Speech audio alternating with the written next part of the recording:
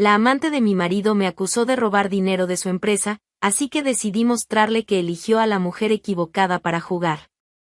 Crecer en los alrededores de Huelva nunca fue fácil, pero mi madre solía decir que lo correcto rara vez es fácil.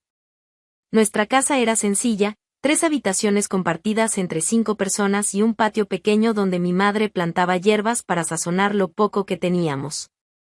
No había lujos, pero sí un sentido de orden. La palabra de mi madre era ley. Doña Amalia no gritaba, no amenazaba. Bastaba una mirada directa y firme para saber que estábamos al límite. Ella solía decir, Raquel, el nombre es la única herencia que nadie puede quitarte. Así que límpialo todos los días con honestidad. Me parecía bonito, aunque no lo entendía del todo. Pero aprendí pronto lo que significaba. Mi padre falleció cuando yo tenía 7 años. Un accidente en el galpón donde trabajaba. Mi madre se quedó sola con 3 hijos y un valor que hasta hoy no sé de dónde sacó. Empezó a lavar ropa ajena, cocinar por encargo, cuidar ancianos. Yo ayudaba como podía. Mientras otras niñas jugaban con muñecas de porcelana, yo cortaba verduras, barría patios y cuidaba a mis hermanos menores. La escuela pública del pueblo donde vivíamos era ruidosa e improvisada. Los maestros faltaban, los libros estaban rotos y la merienda a veces era solo un vaso de leche. Aún así, mi madre nos obligaba a ir. Ustedes no van a salir de aquí por la puerta de atrás, decía. Y era imposible dudar de ella. Comencé a trabajar a los 14 años, como ayudante en un pequeño mercado de barrio. Apilaba cajas, anotaba pedidos, limpiaba el suelo. No me quejaba. El salario apenas alcanzaba para ayudar en casa, pero el orgullo de mi madre cuando yo llegaba con el sobresellado valía más que cualquier regalo. Eres una mujer de verdad, Raquel, decía ella, con esa sonrisa pequeña que duraba segundos, pero que iluminaba todo. Pasé por varios empleos pequeños. Niñera, limpiadora, dependienta. Siempre intentando ahorrar un poco más. Mi sueño era estudiar, pero no se podía. Los libros costaban, el tiempo faltaba, y el dinero, bueno, ese siempre era demasiado escaso. La oportunidad llegó por casualidad, o tal vez por insistencia del destino. Un día, mientras repartía folletos en el centro de la ciudad, vi un cartel en la puerta de un restaurante elegante, de esos que solo se miran desde fuera, se busca auxiliar de atención. Experiencia mínima. Buena presentación. Volví a casa temblando. Me puse la ropa más decente que tenía, recogí el cabello en un moño apretado y al día siguiente fui a pedir el puesto. Me recibió una mujer con labial rojo y cara de pocos amigos. Me miró de pies a cabeza, frunció los labios y preguntó, ¿has trabajado con gente importante? No, señora, pero trabajo con respeto y aprendo rápido. Ella alzó una ceja, suspiró como si estuviera aburrida y solo dijo, vuelve mañana. Trae zapatos negros y el uniforme limpio. A la mañana siguiente, ahí estaba yo, nerviosa pero decidida. El restaurante era otro mundo. Muebles relucientes, platos con nombres que parecían códigos, camareros que hablaban en voz baja y caminaban con la espalda recta como soldados. Los clientes llegaban en autos importados, vestidos como personajes de telenovela. Empresarios, políticos, abogados. La élite de la ciudad. Y yo ahí, con una bandeja en mano, con miedo de derramar agua sobre los manteles blancos. El comienzo fue difícil. Algunos compañeros me trataban como invisible, otros con condescendencia. Una vez, una clienta se quejó de que olía a jabón barato. Me tragué el golpe con una sonrisa, engullí el orgullo y seguí. Porque sabía de dónde venía y sabía a dónde quería llegar. Aún en ese ambiente que me hacía sentir como una pieza fuera del rompecabezas, nunca dejé que mis valores se escaparan. Trabajaba el doble, respetaba a todos y me mantenía al margen de los chismes y los juegos de bastidores. Uno de los cocineros, Jaime, siempre me decía, tienes algo distinto, Raquel. No solo eres una buena chica. Eres fuerte. Aguantas más de lo que parece. Quizá tenía razón. Porque, incluso con todo en contra, no me rendí. Mi madre seguía diciendo por teléfono, lo que es tuyo, nadie te lo quita. Aguanta, hija. La vida nos prueba antes de recompensarnos. Él apareció una tarde, cuando el movimiento ya empezaba a disminuir. Yo estaba afuera del restaurante, limpiando una mesa con más cuidado del necesario, solo para no volver adentro tan pronto. Vi el coche estacionarse, un sedán negro, de esos que uno sabe que son caros solo por el rugido del motor. Salió solo, bien vestido, con gafas oscuras y esa sonrisa fácil de quien ya sabe el efecto que tiene en el ambiente. Se sentó en la mesa más alejada y pidió un café, algo inusual allí, donde todos iban a lucirse con vinos caros y platos importados. Cuando me acerqué, se quitó las gafas y me miró a los ojos, con un aire casi curioso. Raquel, ¿no? Dijo. Me sorprendí. Asentí, desconfiada. Pensé que tal vez había escuchado mi nombre de algún compañero. Me gusta saber el nombre de quien hace bien su trabajo. Me atendiste ayer, ¿recuerdas? No lo recordaba. Pero asentí con la cabeza y sonreí, por educación. Su nombre era Orlando. Dijo ser empresario, dueño de una red de centros logísticos, un tipo de negocio que ni siquiera fingía entender. Poco a poco, empezó a frecuentar el restaurante con una regularidad desconcertante. Siempre solo. Siempre en la misma mesa. Y, con el tiempo, comenzó a hablar más conmigo que con el plato. Hablaba con una educación que me desarmaba. Nunca usaba diminutivos, ni apodos forzados. Me escuchaba de verdad, o fingía muy bien. Decía que admiraba mi postura, mi forma de tratar a las personas. Contaba que había crecido rodeado de aduladores y que, por eso, las personas auténticas lo encantaban. Empezó a traerme regalos simples, pero costosos. Un pañuelo de seda. Un perfume francés. Un par de aretes que tardé 2 semanas en atreverme a usar. Cuando le pregunté por qué hacía eso, respondió, porque lo mereces. Y porque quiero estar presente, incluso cuando no esté cerca. Lo confieso, desconfié. Pero nunca forzó nada. Solo decía, sonriendo, no se trata de lo que doy, sino de lo que quiero construir contigo. Las compañeras murmuraban. Algunas se burlaban de mí. Otras preguntaban si ya me había llevado a algún rincón. Yo evitaba comentar. En el fondo, una parte de mí creía que era solo una fase, que pronto desaparecería como los otros hombres que se asustaban con mi firmeza. Pero él no desapareció. Al contrario. Un día, me invitó a salir. Dijo que quería conocerme fuera del delantal, como mujer. Elegí la ropa con más temor que emoción. No sabía si encajaba con ese mundo al que él parecía pertenecer tan naturalmente. Pero, esa noche, me trató con un respeto que ningún hombre me había mostrado jamás. Poco a poco, se fue acercando a mi vida de forma tan natural que casi no me di cuenta. Quería conocer a mi madre, a mis hermanos. Insistió en viajar conmigo hasta mi ciudad natal. Se sentó a la mesa de mi madre, comió su comida sencilla y la elogió como si fuera un banquete. Le habló con cuidado, con un respeto que la emocionó. Recuerdo verla contener las lágrimas cuando él dijo, Doña Amalia, su hija es una joya. Y no me refiero a lo que hace, sino a lo que es. De regreso, en el coche, me tomó de la mano y dijo, quiero esto. Una vida contigo. Con raíces. Sin máscaras. Acepté. Por primera vez, creí que podía vivir un amor que no me apagara, que me incluyera por completo, con mi origen, mi sencillez, mis traumas. Poco tiempo después, nos casamos. Y, durante los primeros años, fue como vivir un sueño del que no quería despertar. Teníamos una casa espaciosa, muebles que ni siquiera sabía que existían, una comodidad que parecía sacada de una telenovela. Por fin podía dejar de correr detrás de lo básico. Y él, a los ojos de todos, era el marido ideal, amable, exitoso, sonriente en las reuniones familiares, atento con mi madre, educado con mis hermanos. Pero lo que nadie veía, ni siquiera yo al principio, era que los cuentos de hadas, a veces, esconden monstruos muy bien disfrazados. Ella llegó una mañana cualquiera, como quien no quiere nada. Vestía un conjunto sobrio, zapatos firmes, el cabello recogido en un moño de quien sabe exactamente dónde está entrando. Margarita. El nombre venía en la placa, pero bastaba mirarla para entender que no era solo otra empleada nueva. Era meticulosa, observadora y sabía usar el silencio como arma. Oficialmente, fue contratada para trabajar en el área financiera de la empresa.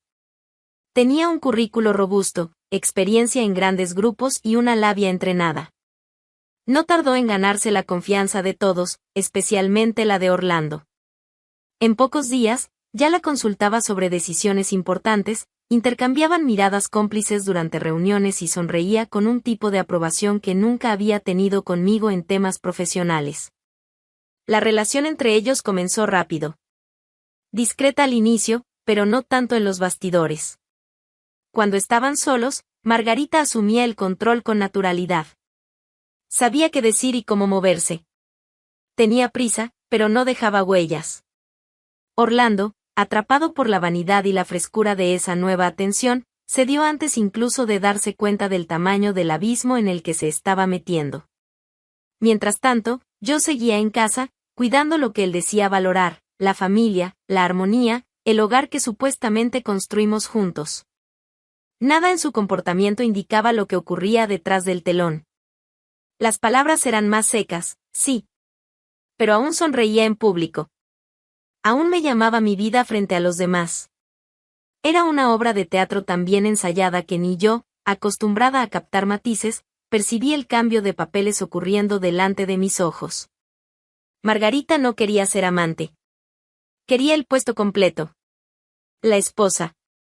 La mujer oficial.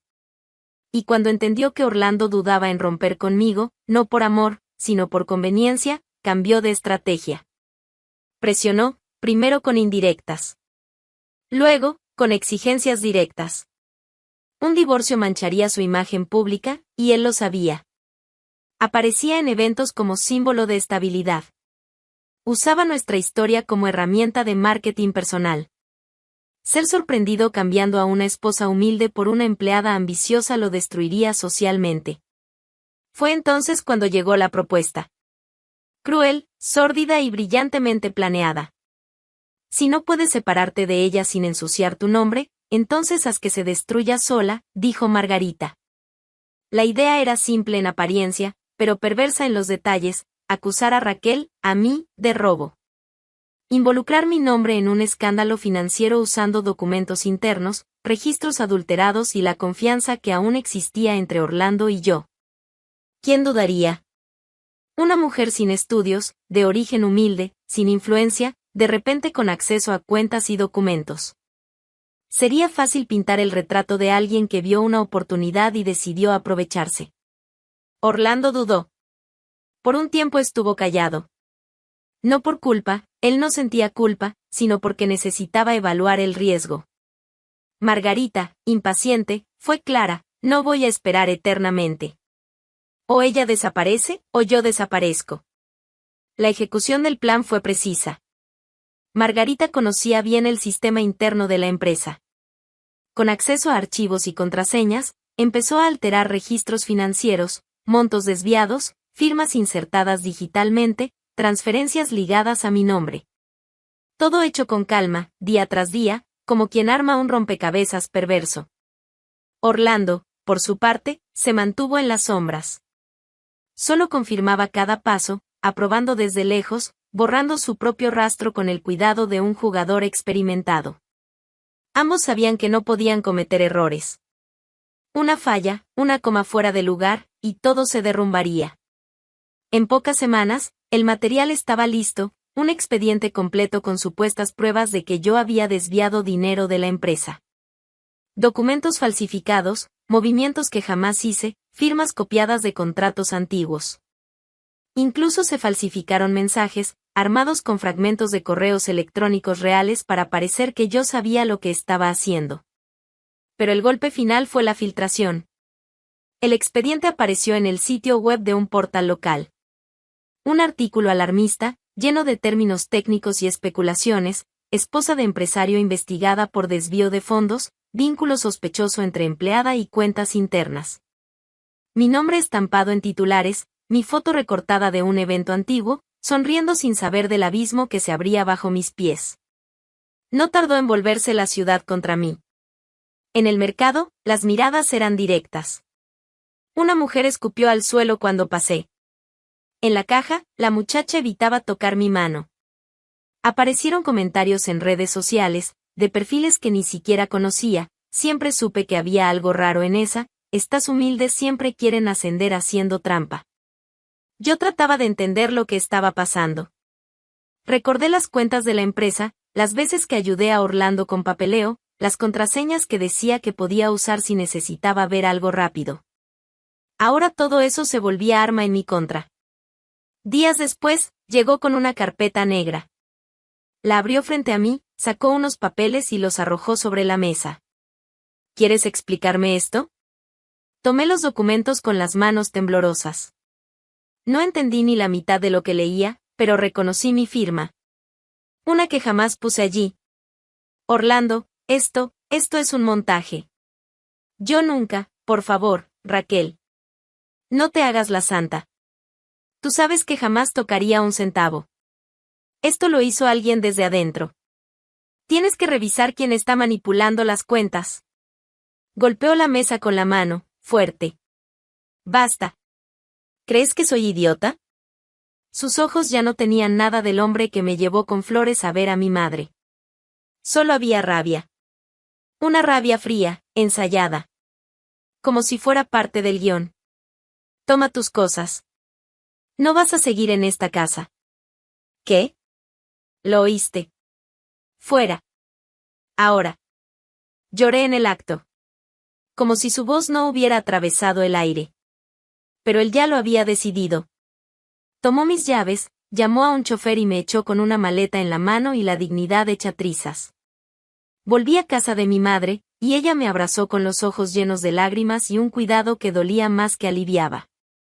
En ese momento, entendí que no me quedaba nada. Ninguna explicación, ningún hogar, ninguna salida. Pasé los días siguientes en piloto automático.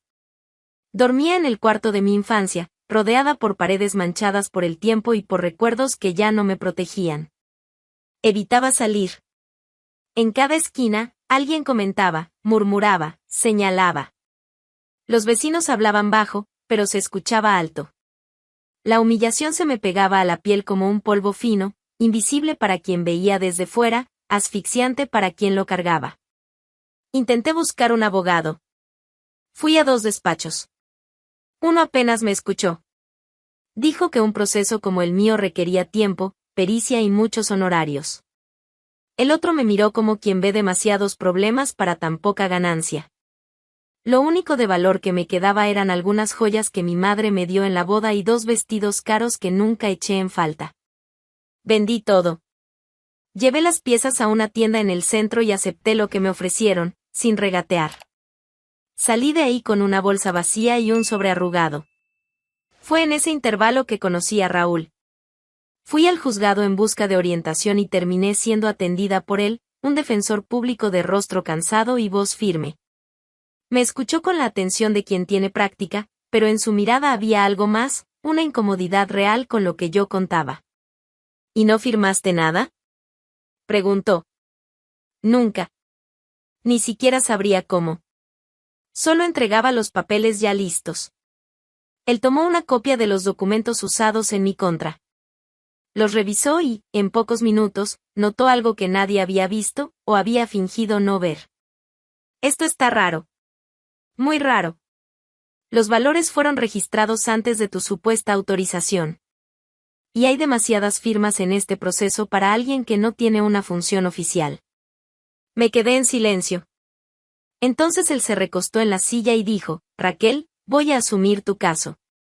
No me va a costar más de lo que ya hago todos los días, pero vas a tener que ser valiente. Esto no se va a resolver rápido. Y no va a ser limpio. Asentí con la cabeza. Ya no le tenía miedo a la suciedad. Ya estaba cubierta de ella. La semana siguiente, me presentó una idea que, a primera vista, parecía absurda. Necesitamos un detective. Alguien que pueda mirar esto desde fuera, lejos de los ojos viciados de la empresa.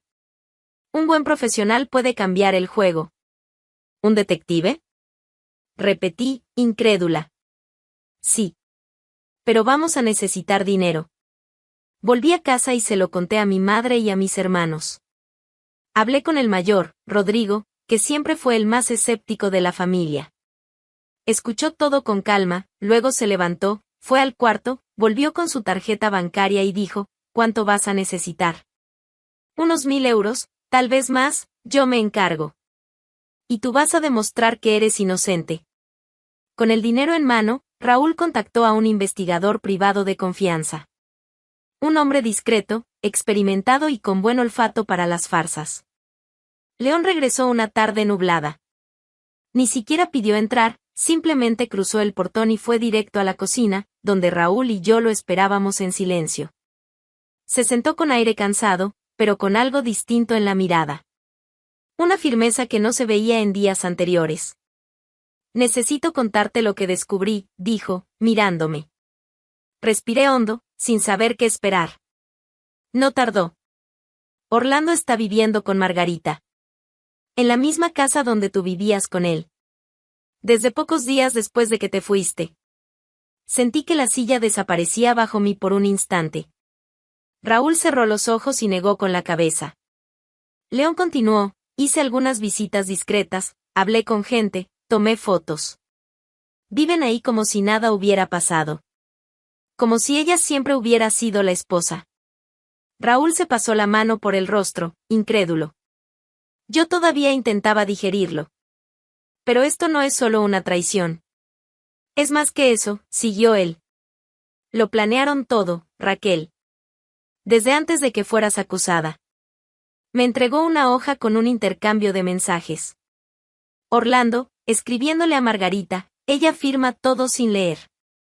Va a ser fácil poner su nombre en la historia. Y Margarita responde, perfecto. La pobrecita va a caer perfecto en el papel de villana. Me temblaban las manos. No era solo odio. Era decepción. Era la certeza de que todo había sido premeditado. Cada gesto frío, cada acusación, cada silencio. No fue impulsivo. Fue calculado. También descubrí que empezaron la relación poco después de que ella fuera contratada, continuó León. No fue algo reciente. Ya estaban juntos cuando tú aún creías que tenías un matrimonio. Los dos estaban en esto desde el principio. La idea era sacarte de en medio sin manchar su nombre. Entonces armaron toda esa historia del desfalco. No es solo tu palabra contra la de ellos, añadió León. Ahora tenemos pruebas. Ahora el juez va a ver lo que te hicieron. Semanas después llegamos al tribunal con el silencio de quien sabe que la guerra no ha terminado, pero ya no acepta perder con la cabeza baja. Raúl caminaba a mi lado, carpeta en mano, rostro firme. León nos esperaba en la puerta. Nos saludó con un gesto breve y ojos atentos, como si aún estuviera en alerta. En la sala de audiencias, Orlando estaba sentado del otro lado, impecable como siempre. A su lado, Margarita. Ambos con el mismo aire de quien aún cree en su propio teatro. Ella ni me miró. Él fingió no verme. Pero su expresión vaciló por un instante cuando vio a León, y eso me bastó. El juez entró y la sesión comenzó. Raúl fue directo, sin adornos. Presentó los mensajes, las imágenes, los testimonios. No hubo espacio para dudas. Cada documento leído era un ladrillo arrancado de la farsa. En cierto momento, el juez pidió que uno de los mensajes fuera leído en voz alta. Raúl abrió la hoja y dijo, Orlando escribió, ella firma todo sin leer. Va a ser fácil poner su nombre en la historia. Y Margarita respondió, la pobrecita va a caer perfecto en el papel de villana. Escuchar eso fue como recibir una bofetada en público. Sentí las lágrimas correr ahí mismo. No las oculté. No las contuve. Lloré con la cabeza en alto. Porque ahora las lágrimas no venían de la vergüenza, venían de la verdad. Margarita movía los dedos con inquietud. Orlando mantenía los ojos fijos en un punto cualquiera de la pared, como si al no mirar a nadie, todo se desvaneciera. Cuando les tocó hablar, intentaron negarlo. Pero ya era tarde. Raúl había desmontado cada detalle. Mostró que los documentos habían sido editados, probó que la firma usada en las transferencias era una copia digital de una antigua. Explicó con claridad cómo las fechas no coincidían, cómo la secuencia de acciones era incoherente. El juez escuchaba, tomaba notas y me miraba con ojos de quien ya comprendía. Después de 2 horas, vino la sentencia. Raquel Martín, inocente de todas las acusaciones. Mis rodillas cedieron, y tuve que sentarme. Sentí la mano de mi madre apretando la mía con fuerza. Raúl colocó la carpeta sobre la mesa con calma.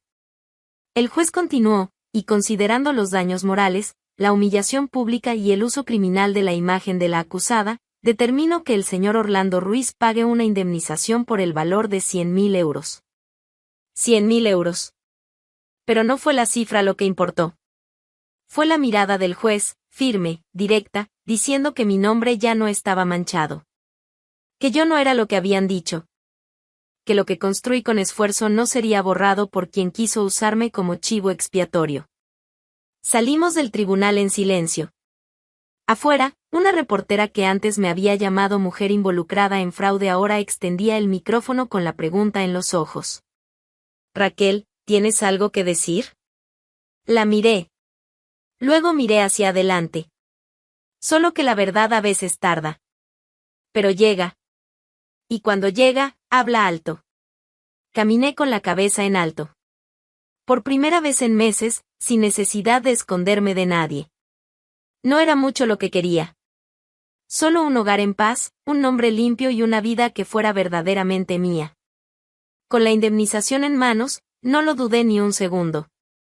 La primera parte fue directo a la casa donde crecí. El techo ya daba señales de desgaste desde hacía años. Las paredes pedían una nueva capa de pintura, y el piso del patio tenía grietas por donde brotaban malezas.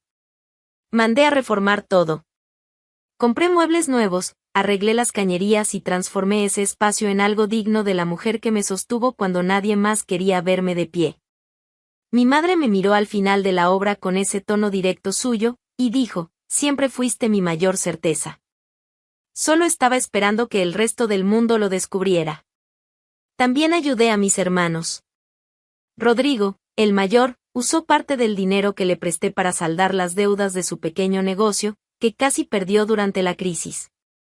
Julia, la del medio, que pasaba dificultades con sus 2 hijos pequeños, recibió una buena cantidad para empezar de nuevo. No era un favor. Era retribución. Cuando todo se vino abajo, fueron ellos quienes me sostuvieron. Y ahora era mi turno. Con lo que sobró, volví la mirada hacia mí. Un deseo antiguo, guardado por mucho tiempo, estudiar. Cuando aún estaba con Orlando, cada vez que mencionaba el tema, él decía, ¿para qué eso, Raquel? Ya lo tienes todo. Estudiar te va a alejar de la vida real.